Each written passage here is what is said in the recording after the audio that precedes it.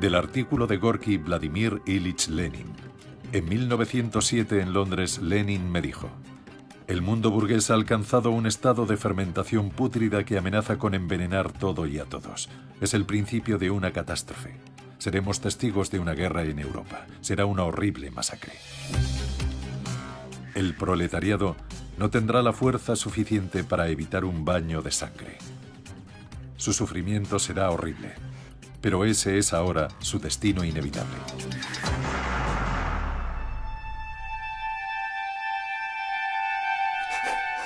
Lenin, segunda parte. El conflicto armado fue bautizado casi de inmediato como la Gran Guerra. El mundo no había conocido nunca nada parecido. Las hostilidades se extendieron a los Balcanes, Oriente Medio, el Cáucaso, Europa y África. Casi 40 países se involucraron en el conflicto. De no haber sido por la Primera Guerra Mundial, Lenin habría permanecido probablemente en Suiza el resto de su vida.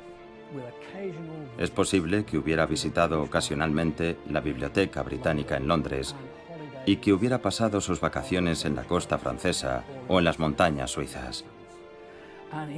Y seguramente también hubiera seguido criticando ferozmente el sistema burgués, pero fue la Primera Guerra Mundial lo que le dio la oportunidad. Se han escrito novelas muy duras sobre la Gran Guerra, como por ejemplo Adiós a las armas de Hemingway o La muerte de un héroe de Aldington.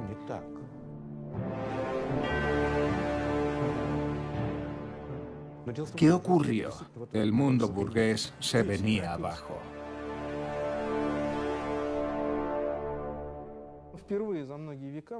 Por primera vez existía la oportunidad de ganar una guerra utilizando máquinas. Alemania pensó que había llegado la hora y podía hacer lo que no había conseguido durante muchos siglos para alcanzar el más alto nivel en las coordenadas políticas mundiales. El avance en la industria metalúrgica fue increíble. Y el país que fuera capaz de reequipar a su ejército en primer lugar podía ganar en cuestión de semanas. La victoria se lograría con la artillería.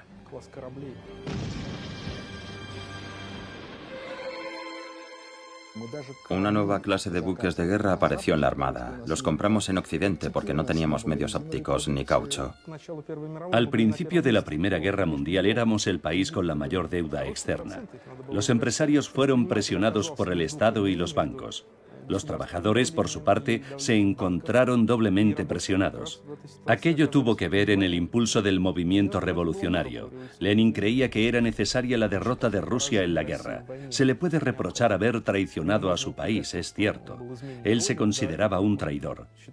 Pero muchos rusos realmente creían que una persona decente no podía ser leal a este país. El patriotismo era o una evidencia de cretinismo o una prueba de humillación ante el brutal régimen. Y Lenin seguía esa misma línea de pensamiento. La idea de Lenin era mostrar a la gente que había un problema de intereses de clase, no de patriotismo. Él no pensaba que los alemanes fueran a matar a los rusos. Consideraba que ese problema no existía en absoluto. Había que buscar las causas de la guerra y luchar no contra el representante de otra nación, sino contra el representante de otra clase. En febrero de 1917 estalló una revolución en Rusia. Antes de eso, los disturbios del PAN, marchas contra la guerra, manifestaciones, huelgas en las empresas industriales. El 27 de febrero de 1917, una huelga general se convirtió en un levantamiento armado. El ejército derrotó a los rebeldes. La Revolución de Febrero tuvo lugar porque la política imperial rusa llegó a un callejón sin salida durante la Primera Guerra Mundial. Lenin esperó a que estallase la revolución mientras residía en el extranjero. Escribía libros, traducía artículos y llevaba una vida tranquila. Y a diferencia de otros, vio que era el momento de aprovechar la oportunidad y que el final del Imperio ruso estaba muy cerca. En Rusia prácticamente todo el mundo participaba en los disturbios. Todos eran activistas de diferentes facciones del radicalismo. No había estratos sociales leales al régimen, ni siquiera la élite del Imperio ruso. Aparentemente quedaban los terratenientes y la nobleza, aunque de una forma muy precaria. Pero de repente desaparecieron. Nicolás II se encontró en un vacío absoluto. Su último movimiento, catastrófico para Rusia, fue abdicar del trono. En estos tiempos de la lucha contra los enemigos extranjeros, Dios nuestro Señor ha deseado enviar una nueva y dura prueba sobre Rusia. Los disturbios populares internos amenazan con tener un efecto desastroso sobre el devenir de esta persistente guerra. En estos días decisivos de la vida rusa, hemos considerado que lo mejor es renunciar al trono del Imperio ruso. Firmado, Emperador Nicolás.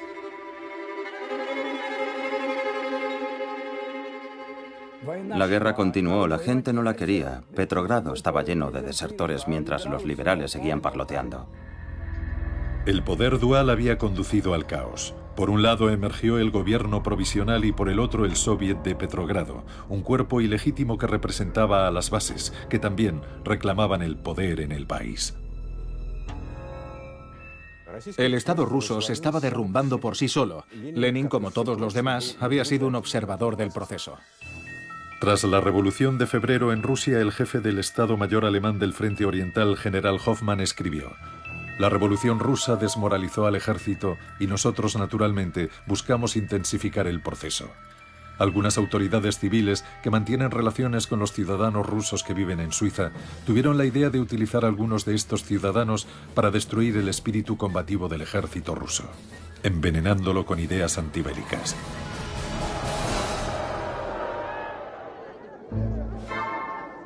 Para llevar a cabo la revolución en su país, reunieron a un gran grupo de exiliados y refugiados políticos que se habían establecido en el extranjero en momentos distintos y por razones diferentes. Junto con Lenin había bolcheviques, socialrevolucionarios, mencheviques y anarquistas, y sus familias. Había 50 aparatchiks, miembros del aparato del Partido Comunista, en total. Eran muy importantes porque sabían cómo trabajar. Nadie contaba con un aparato de partido como aquel. Iban a ser transportados desde Suiza al Imperio ruso. Técnicamente el país se encontraba en estado de guerra. Por ello se acordó que viajarían en un tren del que no pudieran bajar. Era una especie de tren extraterritorial.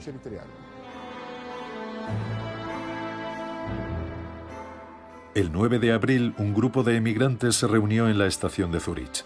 La gente gritaba acusando de traidores a los pasajeros que se disponían a partir y clamaban que serían colgados en Rusia por provocadores.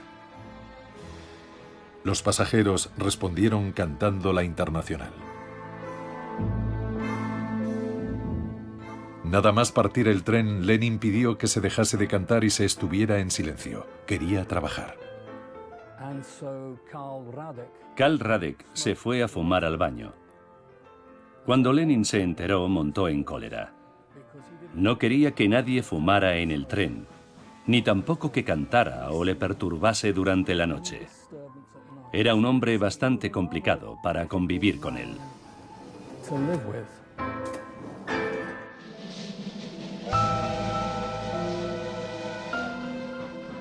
Los revolucionarios viajaron de Suiza a Alemania y entraron en Rusia por la frontera sueco-finlandesa.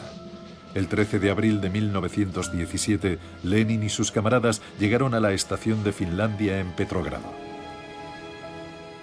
Aquella noche, el andén de la estación estaba atestado de gente que había ido a ver a Lenin como si fuera una celebridad de la época. El partido envió una guardia de honor a la estación. Cuando Lenin la vio, le dijo a su mujer: «Me van a arrestar». Parecía enteramente un extranjero. Llevaba una corbata de lunares y zapatos de tacón alto, porque quería parecer más alto de lo que era. Llevaba también un bombín, sombrero muy popular entre los empleados suizos, con la visera ligeramente doblada hacia arriba. Sus camaradas del partido le dijeron: «Vladimir Ilich, quítate esa cosa horrible». Uno de los trabajadores, un hombre desconocido, le dio su gorra, y Lenin no paraba de quitársela sin saber qué hacer con ella. Lenin pronunció un discurso corto y efusivo, ganándose de inmediato la simpatía de la gente.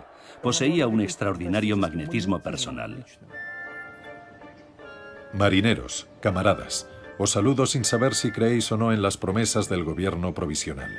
Pero sé que cuando os prometen tantas cosas os están engañando. El pueblo necesita paz. El pueblo necesita pan. El pueblo necesita tierra. Y ellos os dan guerra, hambre, no pan. Los terratenientes siguen siendo los propietarios de las tierras. No estaba claro hacia dónde ir, a quién creer, qué ocurriría al día siguiente. De manera que cuando aparece un hombre que dice, yo sé exactamente lo que hay que hacer, escuchadme y haced lo que yo os diga, bueno, esto proporciona sin duda excelentes resultados. Habéis hecho un gran trabajo. Habéis destronado al zar, pero aún no hemos terminado. Tenéis que golpear mientras el hierro está caliente. ¡Viva la revolución social mundial! Encontró las palabras que le catapultaron al poder. Cuando él proclamó todo el poder para los soviets, los demás decían cosas bonitas, pero sin efecto. Aquella noche habló ante el Comité Central y dijo, hagamos la revolución. Le contestaron que acababa de llevarse a cabo. No, necesitamos hacer otra, replicó. Aunque tenía solo 47 años, pensaron que aquel viejo había vivido demasiado tiempo en Occidente y no entendía nada. Era un loco peligroso y obsoleto, pero tenía el don de la persuasión.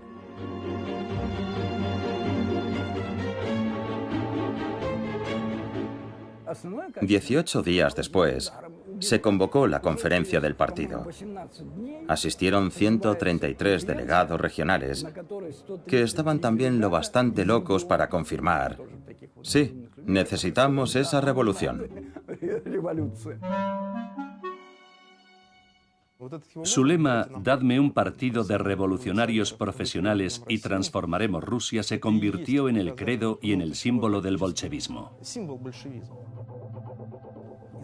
Lo escribió con toda claridad. El partido debe tomar el poder. El partido era él mismo. Quería el poder para llevar a cabo su idea. El partido era su idea.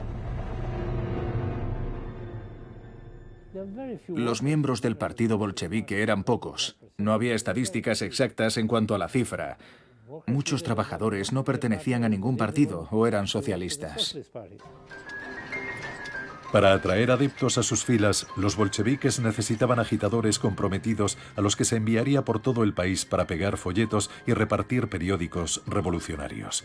Las cuotas del partido no eran suficientes para financiar tales actividades. Era necesario reabastecer la tesorería del partido. Los bolcheviques no dudaron en recolectar dinero de diferentes formas. Su trabajo era lo primero. Y el dinero no olía. Cuando Lenin ya estaba en Rusia, los alemanes continuaron financiándole. Los periódicos del partido se imprimían con su dinero. Él jamás habría podido construir el partido sin el dinero de algunos grandes propietarios, que nunca imaginaron que la revolución sería posible. Francia y el Reino Unido dieron dinero abiertamente. El embajador francés, Maurice Paléologue, dio mucho dinero. El partido fue financiado también por banqueros occidentales, que lo consideraban una herramienta para debilitar el imperio ruso. No hubo un solo partido, excepto los octubristas, que no recibiera financiación del extranjero. Aquello formaba parte de la lucha política.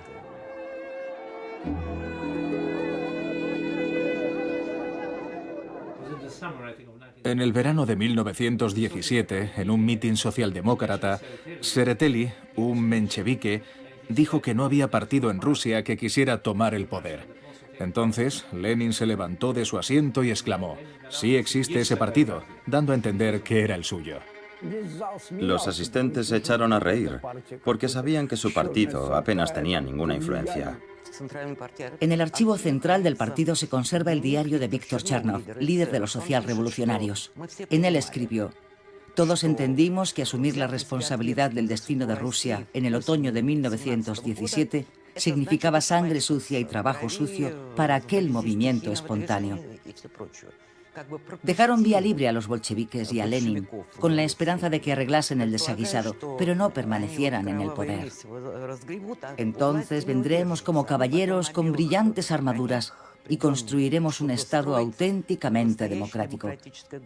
Y como ahora sabemos, fue una vana ilusión. El 24 de octubre, carros blindados entraron en la plaza frente al Instituto Smolny. Grupos de hombres armados ocuparon el Banco de Estado, la oficina de correos, la agencia telegráfica, las estaciones de tren Nikolaevsky y Baltic. Posteriormente fueron reforzados con marineros de Kronstadt. El buque de guerra Aurora avanzaba a contracorriente por el río Nevá y se detuvo cerca del Palacio de Invierno. A las 21:40 un disparo de fogueo efectuado desde el Aurora marcó el comienzo del asalto. A las 2 de la mañana el palacio fue tomado por los atacantes. El gobierno provisional fue arrestado. A las 5 de la mañana se proclamó el poder soviético sin efectuar un solo disparo. Su misión se culminó el 25 de octubre. El 7 de noviembre, según el calendario revolucionario soviético, habían pasado 8 meses desde abril a octubre. La tarea se había llevado a cabo de forma brillante. Será siempre y en todas partes enseñada y estudiada. Será siempre un libro de texto, un ejemplo brillante de cómo hacer una revolución. El 27 de octubre, el segundo Congreso Panruso de los Soviets de Diputados de los Obreros y Soldados formó un nuevo gobierno encabezado por Vladimir Ulyanov Lenin. La revolución ascendió al poder al cuarto estado. Lo llamamos la dictadura del proletariado. Por el bien de la humanidad, por el bien de la mayoría, exactamente para eso. 2 semanas después del golpe de octubre, el nuevo gobierno emitió el decreto sobre la paz. Los soviéticos ofrecieron a los países en guerra una paz sin anexiones ni indemnizaciones. El decreto sobre la paz y el decreto sobre la tierra fueron aprobados al principio de la Revolución de Octubre. Ambos eran unos documentos con un gran peso específico, que contenían las ideas sobre cómo transformar Rusia. Por los decretos de Lenin, las entrañas de la tierra pertenecían al pueblo, no al Estado. Eran propiedad socialista, es decir, propiedad del pueblo. El decreto sobre la tierra legalizaba la adquisición de las haciendas de los terratenientes por los campesinos. Al conocerse su emisión, los soldados abandonaron el frente y regresaron a sus hogares. Lenin quería cambiar la forma de pensar de la clase trabajadora. No sentía amor por ella. Cuando era estudiante ya sabía que los trabajadores no estaban comprometidos con el socialismo y aquello le disgustaba mucho. La víspera del 25 de octubre, Lenin escribió que se debían crear las condiciones necesarias para que hasta un cocinero estuviera capacitado para gobernar el Estado. Solo podía conseguirse por medio de la educación.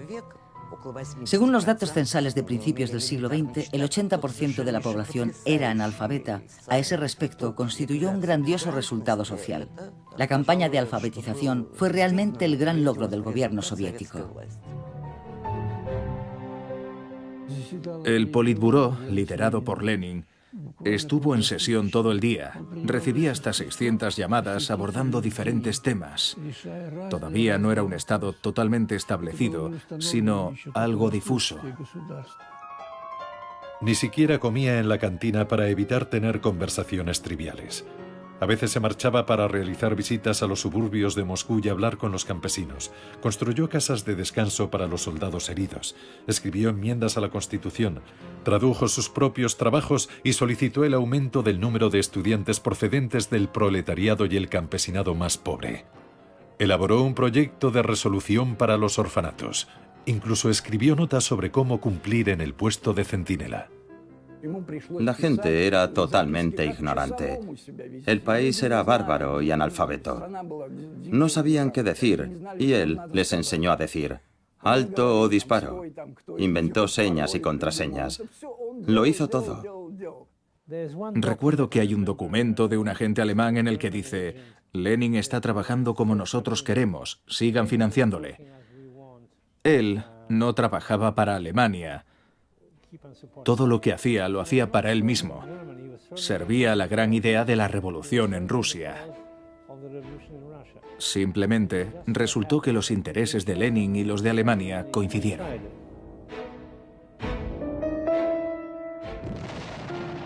A finales de 1917 los alemanes comenzaron a perder la guerra. Se vieron obligados a volver a desplegar sus fuerzas en el frente occidental contra los franceses, los británicos y los americanos. Por eso buscaron la paz con Rusia en el frente oriental. Los alemanes financiaban a Lenin, que prometió sacar a Rusia de la guerra. La situación económica en Rusia se encontraba al borde del colapso. La industria solo trabajaba para las necesidades del frente. Moscú era abastecido con solo 5 camiones de carga de alimento al día, en lugar de los 100 que se requerían. Petrogrado, 15 en vez de 50.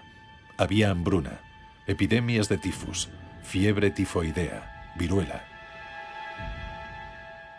Lenin se puso su desgastado abrigo y le dijo a Yersinsky: «Félix, ponte tu gabán y vámonos a negociar con los boches». En Francia llamaban boches a los alemanes. El 3 de marzo de 1918 se firmó el Tratado de Brest-Litovsk entre Rusia y Alemania. Rusia admitió la derrota. Bajo el tratado cedía 780.000 kilómetros cuadrados de su territorio con más de 56 millones de habitantes, una tercera parte de la población total del Imperio ruso. Rusia fue obligada a retirar sus tropas de los territorios que iban a ser ocupados por las fuerzas alemanas. Rusia perdió Polonia, Ucrania, Crimea, las tierras bálticas y Finlandia, con sus bases para la armada rusa. Los alemanes ocuparon parcialmente Azerbaiyán, Georgia y Armenia. Podría haber rechazado heroicamente firmar la paz, pero la revolución habría sido aplastada. El Tratado de Brest-Litovsk se firmó porque los bolcheviques eran demasiado débiles en aquel momento. Y no porque tuvieran que ejecutar debidamente sus obligaciones con los alemanes. Era una cuestión geopolítica. Casi todo el partido se opuso a su posición en el tratado. Todo el mundo decía que era una paz vergonzosa y que el país no debería firmarla, pero Lenin dijo que eso le traía sin cuidado. El mero hecho de que 1 millón de rusos sobrevivieran fue un logro personal de Lenin. Él paró aquella guerra. Pero estalló la guerra civil y el ganador sería quien estuviera dispuesto a sacrificar su vida. De hecho, los bolcheviques alcanzaron el poder precisamente durante la guerra civil.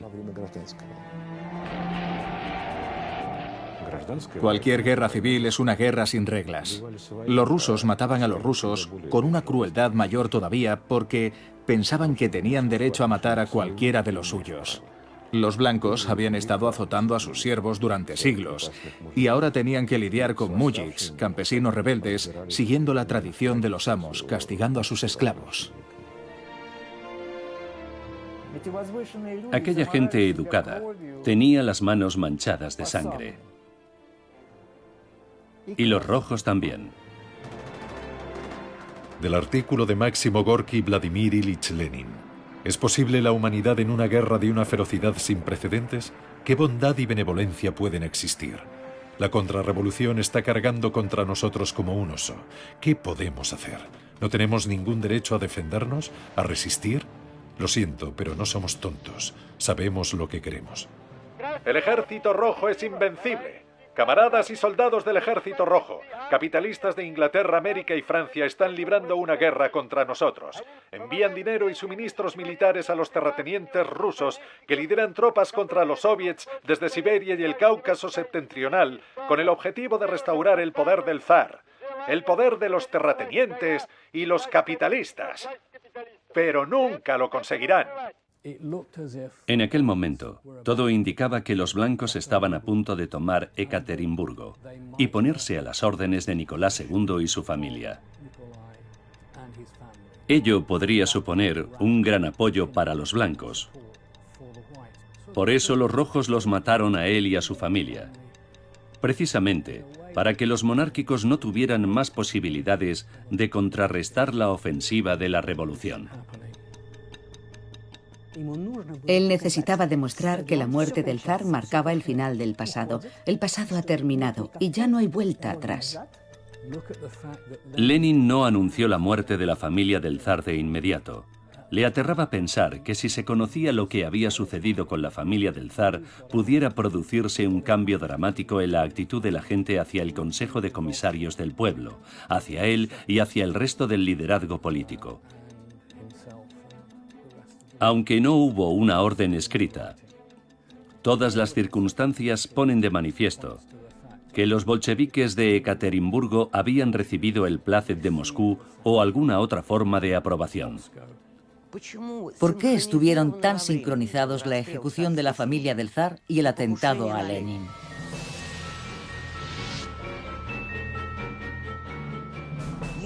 Sabemos que fue la misma gente, por ejemplo, el señor Yurovsky, quien ejecutó a la familia del zar e investigó el atentado a Lenin. 2 balas quedaron alojadas en su cuerpo. Para gran sorpresa de todos, Lenin sobrevivió.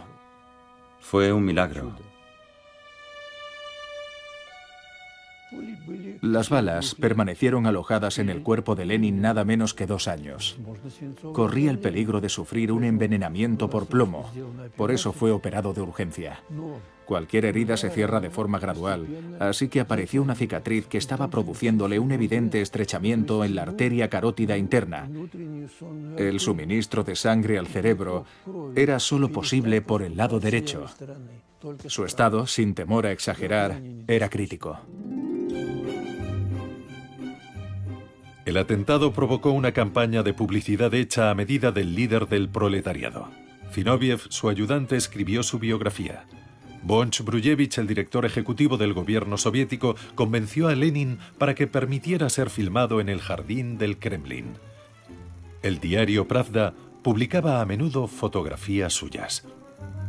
Lenin recibía visitas de pintores y escultores. El pintor Anenkov, uno de los artistas que dibujó a Lenin del natural, recordaba que la primera vez que se reunió con él le preguntó ¿cuál va a ser su enfoque del retrato?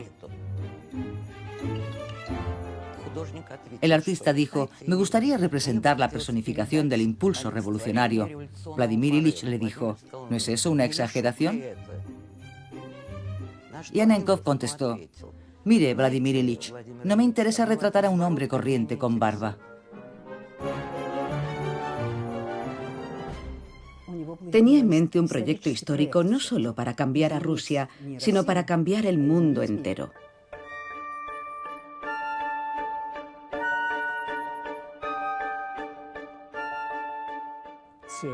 Su plan era desatar una guerra civil en Europa. Era una idea descabellada. Nada menos que una guerra civil europea. ¿Qué clase de persona es capaz de concebir algo así? Pues Lenin lo hizo. Lenin sabía, y así lo dijo, que el comunismo no podía sobrevivir si prevalecía únicamente en Rusia. Sería destruido por el capitalismo. Para sobrevivir, debía extenderse a todo el mundo, y las revoluciones estaban estallando por todo el planeta. El mundo estaba obsesionado con las ideas del leninismo, con las ideas de la justicia social. La Unión Comunista está creciendo en todo el mundo. En varios países el poder del Soviet ya ha triunfado. Pronto veremos la victoria del comunismo en todo el mundo. Seremos testigos de la fundación de la República Socialista Federativa Soviética Mundial. Lenin creó el Comintern, la internacional socialista que englobaba a los partidos comunistas de Alemania, Austria-Hungría, Turquía y China, los países en los que habían tenido lugar revoluciones socialistas. Desde el principio de los tiempos, la gente soñaba con construir un mundo nuevo, un mundo en el que las cosas serían diferentes. Un mundo en el que habría personas nobles que ayudarían a los demás. Gente ilustrada, solidaria y desinteresada. Una nueva generación que no pensaría únicamente en sus intereses personales y tampoco estaría corrompida por la propiedad privada. Sin embargo, muy pronto las ideas de Lenin fueron abandonadas y él mismo fue demonizado. Fue una especie de reacción refleja natural ante el éxito anormal que había tenido en todo el mundo. Inmediatamente se sirvieron de una metodología política mediante la cual, para menospreciar a una autoridad ante las masas, debes hacerle parecer grotesco o vergonzoso. Y así explotaron la cuestión de su origen, es decir, la genealogía de Lenin. Luego plantearon la cuestión del dinero alemán que supuestamente había utilizado para la revolución. Y finalmente empezaron a chismorrear sobre su romance adúltero con Armand. En abril de 1917, Inés Armand viajó con Lenin a Rusia. Una vez en Moscú, se hizo cargo de la jefatura del Consejo de Economía Nacional y de un departamento del Comité Central. Encabezando una misión de la Cruz Roja, viajó a Francia para liberar a los soldados del cuerpo expedicionario ruso de su cautiverio.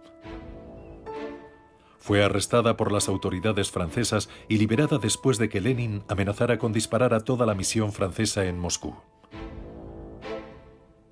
Armand murió de tifus. Durante su funeral celebrado en Moscú, Lenin acompañó al cortejo fúnebre. Tenía el rostro destrozado, caminaba con los ojos cerrados y parecía a punto de desplomarse.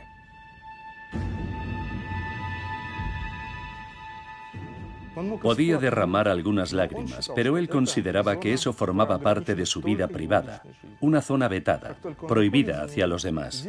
En cuanto salía de esa zona emergía su otro yo, el que se prohibía a sí mismo las debilidades de un hombre. Hubo muchas personas, entonces llamadas nihilistas, que negaban la moral desde un punto de vista teórico. Esos individuos se convirtieron en los seres más despiadados de la historia de Rusia. Robespierre dijo que el terror era la forma más elevada de justicia. Lenin pensaba lo mismo. Camaradas, la sublevación kulak en vuestros 5 distritos debe ser aplastada sin piedad. Hay que colgar, y digo colgar para que la gente lo vea, a no menos de 100 kulaks ricos y chupasangres de renombre. Apoderaos de su grano, identificad a los rehenes. Hacedlo de manera que en muchas leguas a la redonda la gente vea, tiemble y grite. Ahoguemos y estrangulemos a esos kulaks chupasangres. Sinceramente tuyo, Lenin. Emplea para ello a la gente más dura que tengas.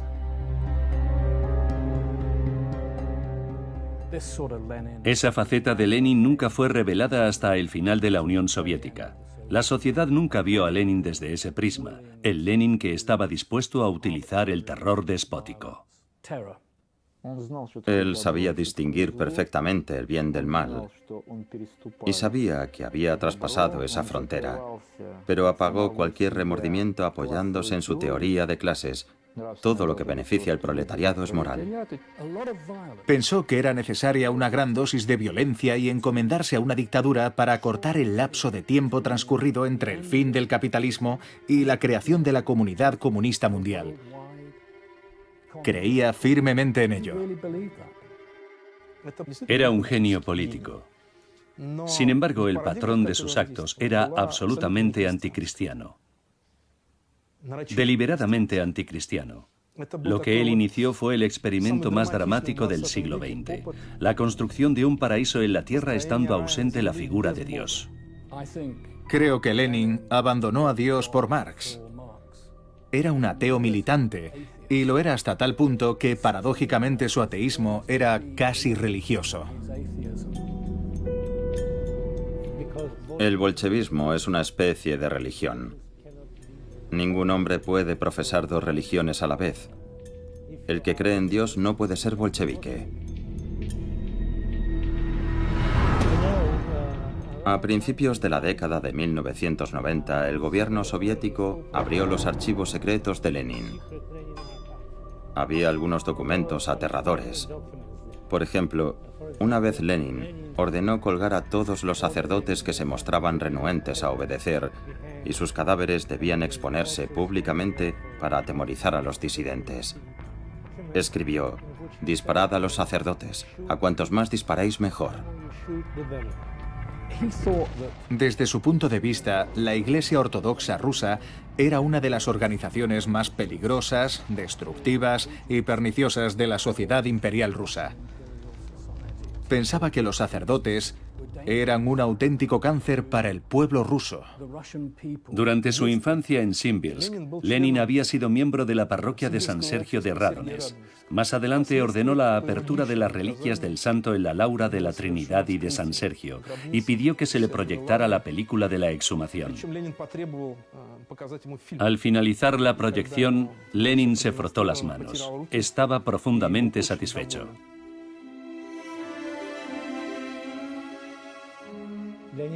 Lenin quería el dinero de la Iglesia, en la medida de lo posible, para llenar las arcas del tesoro. Solo en el año 1922, bajo el pretexto de combatir la hambruna, se confiscaron bienes por valor de 5 millones de rublos, de los cuales 1 millón se invirtió en la compra de comida para los hambrientos.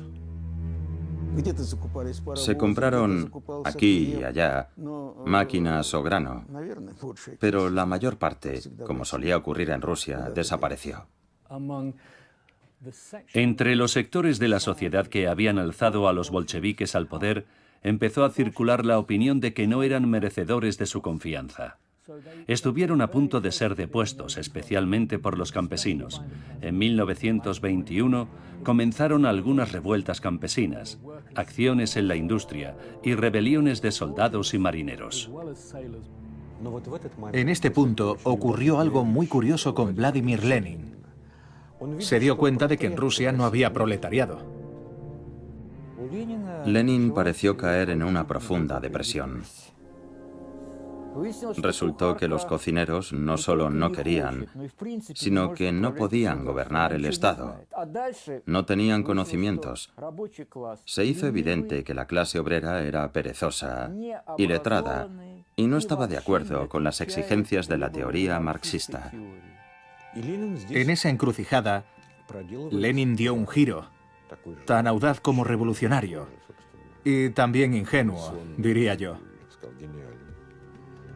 Anunció la nueva política económica. Quería crear un proletariado post factum. Durante el periodo de la NEP era necesario recorrer el camino capitalista del desarrollo, del que tal vez nacería un proletariado digno de Marx. Se modificó la política industrial y se fortaleció el sistema político.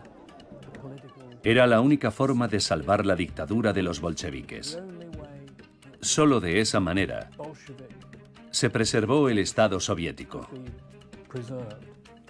Los comercios que habían sido cerrados ofrecían ahora vinos franceses caros y la NEP se convirtió en la base económica para futuras reformas liberales, aunque fuesen hipotéticas. No tenía nada de marxismo, era puro progresismo.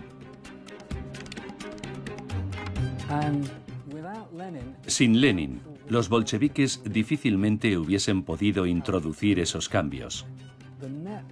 La NEP era muy impopular dentro de la élite bolchevique. Lenin enseñó a muchos de ellos que, para alcanzar ciertos objetivos, había que ir siempre en contra de la opinión pública. Como cuando firmó el Tratado de Paz de Brest, anunció la NEP e incluso cuando llevó a cabo la Revolución de Octubre. Siempre fue uno contra todos. Solemos olvidar que estamos hablando de un periodo de apenas 4 o 5 años en la vida de Lenin. Como Sísifo, había empujado una piedra cuesta arriba, dando esperanza a la gente, pero la piedra cayó rodando. Su idea de difundir el comunismo en todo el mundo a través del Comintern, la Internacional Socialista, no tuvo éxito en ningún lugar. Rusia iba a incendiar Europa. Y lo único que consiguió fueron algunos chispazos. Los líderes de la Revolución Alemana fueron asesinados y la Revolución Húngara fracasó. Durante los 2 últimos años de su vida fue consciente de que había fracasado. No había posibilidad alguna de cambiar la naturaleza humana. Se dio cuenta de que ninguno de sus camaradas más cercanos respondía al epítome del hombre nuevo. Estaba decepcionado con todos ellos y con la sociedad en general. Fue una tragedia para él.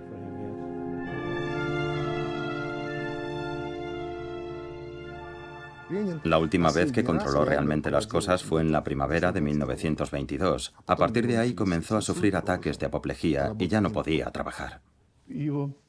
Lo dejaron postrado en la cama y le prohibieron las visitas. Su hemisferio izquierdo estaba deteriorado. El lado derecho de su cuerpo se fue paralizando poco a poco desde las piernas hacia el tronco. Lo único bueno es que su mente permaneció más o menos lúcida. Trató de dictar una serie de artículos y notas, pero esas notas y esos escritos nunca llegaron a sus destinatarios. Fue un sentimiento trágico para él. Durante 2 años, Lenin estuvo sin trabajar. Su secretario personal, Zinoviev, le traicionó.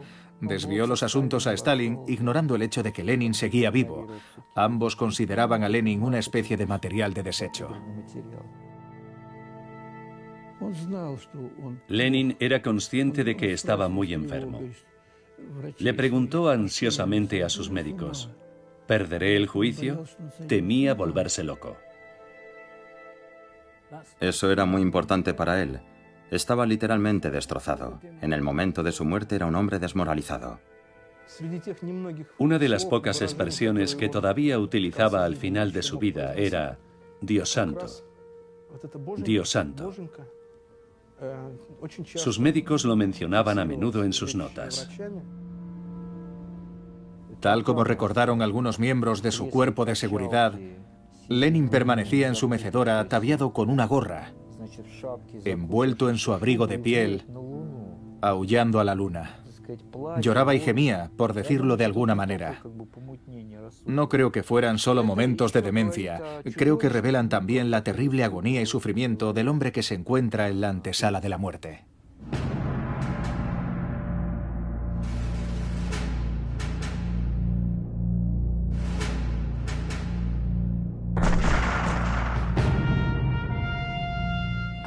En realidad, los dictadores pueden dejarse llevar por las mismas pasiones que nos dominan a las personas corrientes.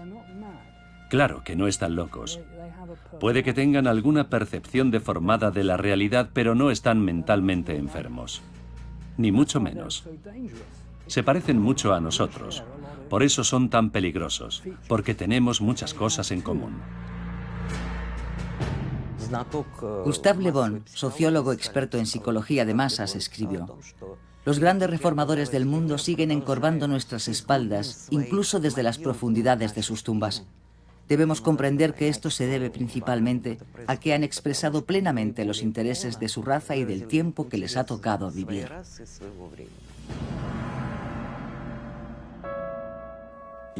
Las ideas son inmortales. Las ideas no mueren.